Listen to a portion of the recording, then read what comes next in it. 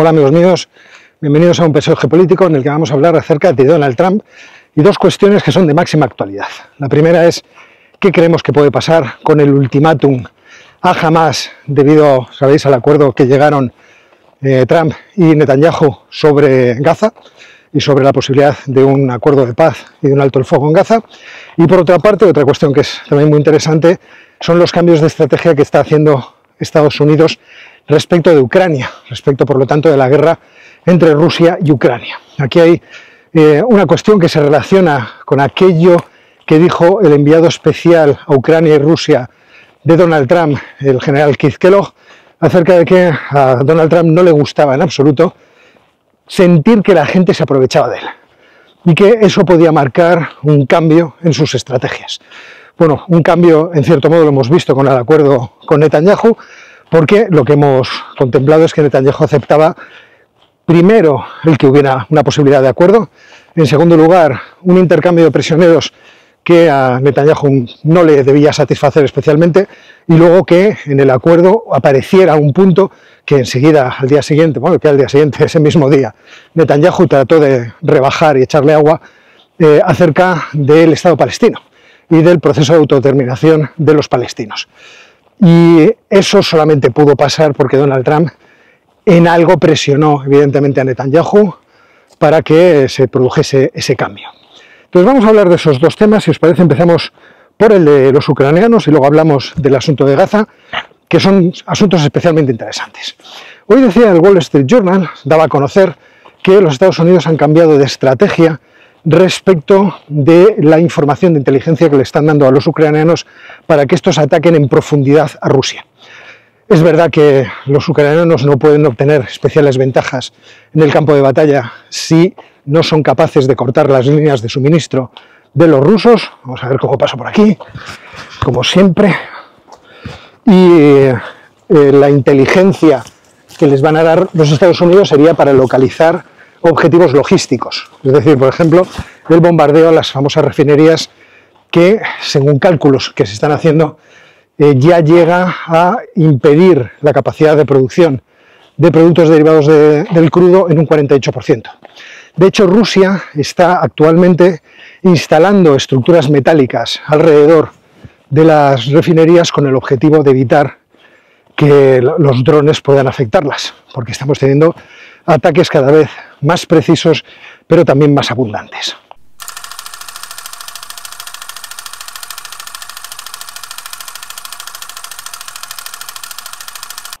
Entonces ahí existe un cambio, ha habido rumores incluso de que los Estados Unidos podrían enviar misiles Tomahawk para que los ucranianos tuvieran todavía más capacidad de atacar en profundidad, cosa que Vladimir Putin, en un discurso en el Club de Bandai, que ahora hablamos de él, pues ha advertido de que sería una escalada peligrosa.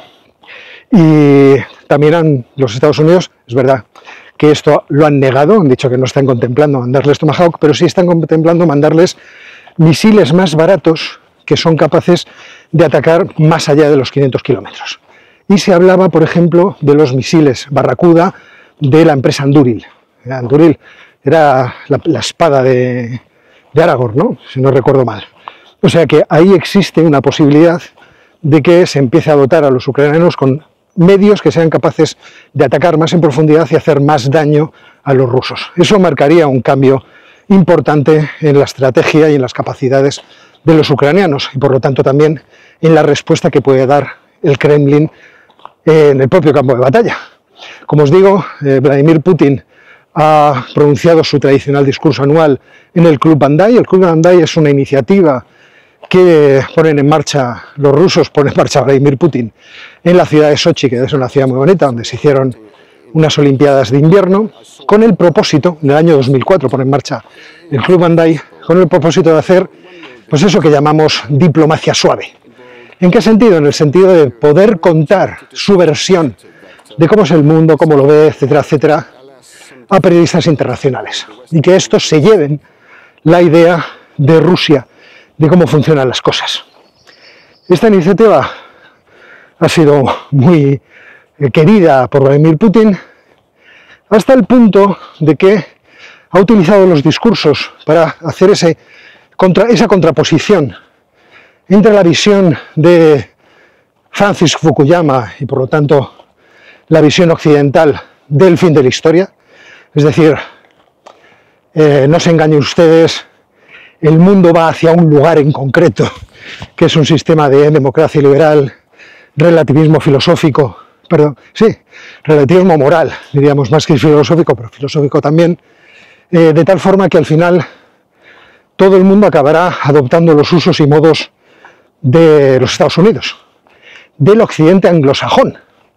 Porque cuando hablamos del occidente, generalizamos, yo creo, de forma muy burda. Y precisamente Vladimir Putin lo que enfatiza es que existen muchas civilizaciones en el mundo. Y por ejemplo, en su discurso de 2004, la palabra civilización la pronunció no sé si 15 veces. Pero en el discurso de hoy también apareció, porque aparece de forma muy regular. Hay civilizaciones distintas, propuestas distintas acerca de cómo funciona el mundo, y bueno, la de los Estados Unidos es una.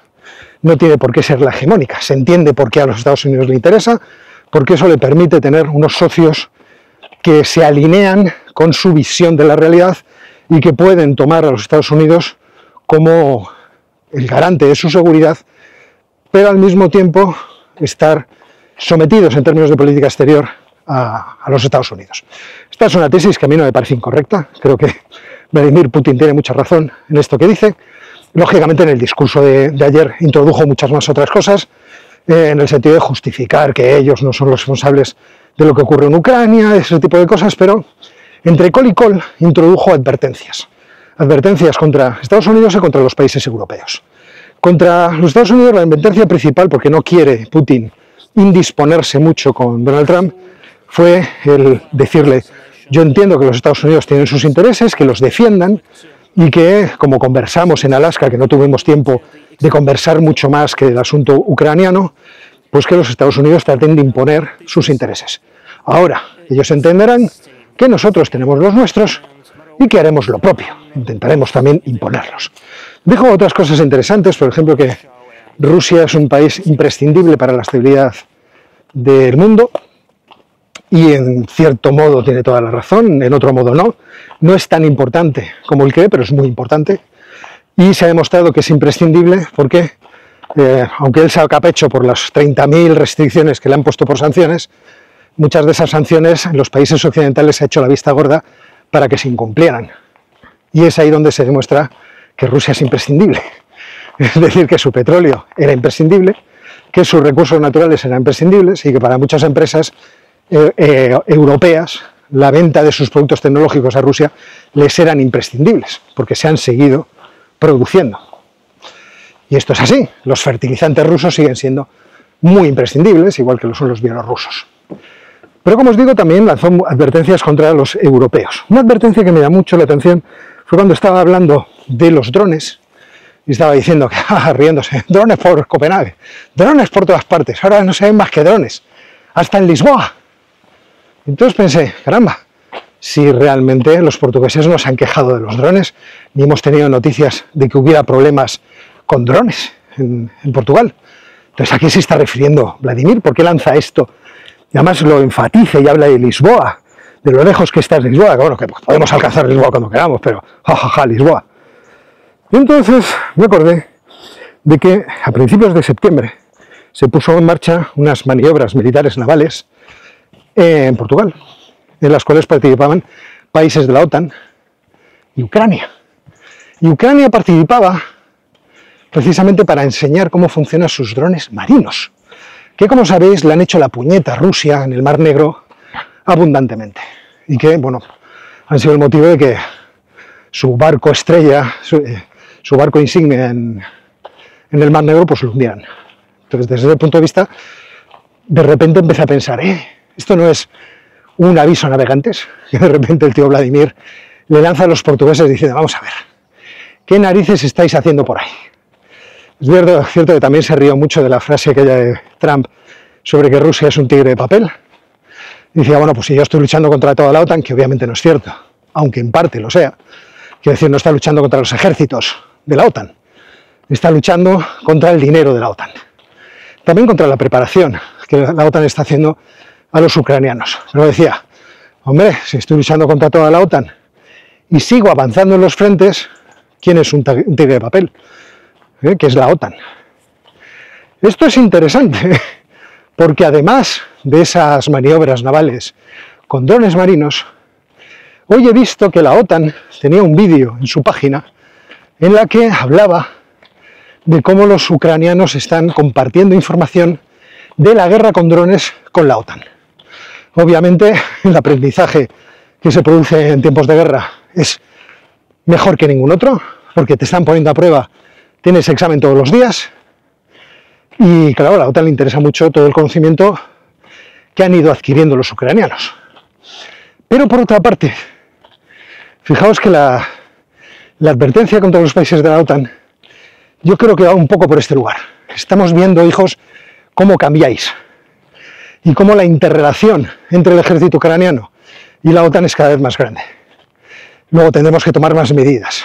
Al fin y al cabo, bueno, la medida que habían tomado era precisamente la de tratar de evitar el avance de la OTAN con la muerte, digo la muerte porque tengo un conejo aquí muerto que no os voy a enseñar, con la invasión de Ucrania.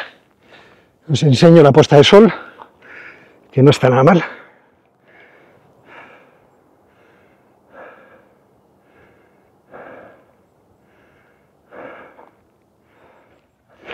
Con lo cual, estamos viendo un cambio de estrategia, creo yo, por parte de los Estados Unidos y un apoyo más amplio que ya veremos hasta dónde se verifica a los ucranianos.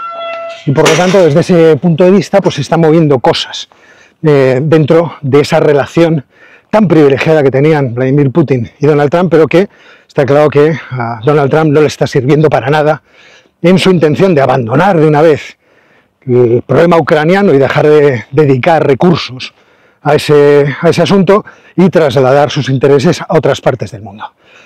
De forma parecida, el intento de obtener una solución para el problema de Gaza tiene también ese objetivo. Pacifiquemos esto de una puñetera vez para que yo me pueda dedicar a otras cosas que sean distintas de estarte proveyendo de todo tipo de armamento y munición para que tú sigas con tus aventuras aquí en Gaza de matar y masacrar gente. Porque yo creo que en pocas palabras es lo que están haciendo ahora mismo los israelíes. Entonces, vamos a tratar de cerrar esto. Y para eso yo creo que ha debido presionar a Netanyahu con el objetivo de que Netanyahu aceptara un acuerdo de paz que efectivamente le beneficia de forma enorme. Y esta ha sido la reacción de muchos especialistas a la hora de analizar los 20 puntos del acuerdo que yo os contaba el otro día. Sin embargo, yo ese mismo día que os contaba esto, decía lo siguiente en televisión. Atención, porque esto sería un cambio trascendental de escenario geopolítico mundial. Óscar. Sí, y yo creo que ahí tenemos que meter a todos los países árabes que están ahora mismo diciendo que el plan es una buena idea. Tenemos a Egipto, tenemos a Arabia Saudita, Emiratos Árabes, Qatar, tenemos a Jordania, tenemos a Turquía, tenemos a Pakistán. Es decir, ahora dentro de los intereses geopolíticos de Estados Unidos, este plan puede salirle muy bien respecto de todos estos aliados potenciales dentro de la región de Oriente Próximo y fuera de la región de Oriente Próximo.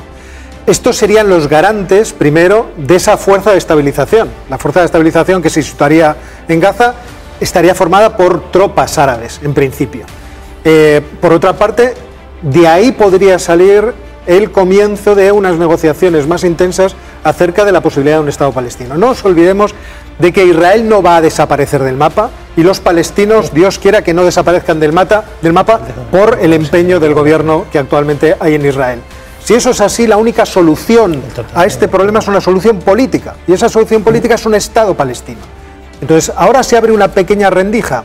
Esa rendija, desde luego, si Hamás la abandona, sabemos en qué va a traducirse. Israel va a volver con su ejército a Ciudad de Gaza y va a tratar de acabar el trabajo, como dicen ellos. Óscar Vara, atención, porque, claro, CBS está diciendo en Estados Unidos, jamás no ha dicho que no, incluso está planteándose aceptarlo. No tenemos la confirmación oficial y, como decía Nuria, importantísima la reunión de Turquía, Qatar, con Hamás. Hemos de ser conscientes de que el acuerdo no es especialmente favorable para Hamás, y Hamás va a estar muy tentado a decir que no y volver a comenzar todo el conflicto otra vez. Es cierto que el acuerdo también tiene algún trago de lejía para Netanyahu. Tiene el trago de lejía de no te vas a anexionar Gaza, tienes que liberar a 250 presos palestinos con penas de cadena perpetua.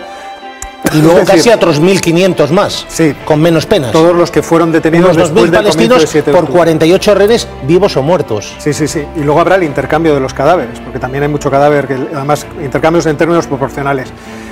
Es verdad que todo eso es así, pero aún así el que el contorno político árabe pueda apoyar las pretensiones de Hamás puede pesar dentro de su decisión mucho. Porque estoy plenamente persuadido de que ese acuerdo no se ha realizado sin el conocimiento de muchas naciones árabes. Es cierto que no de todas, sino de forma completa.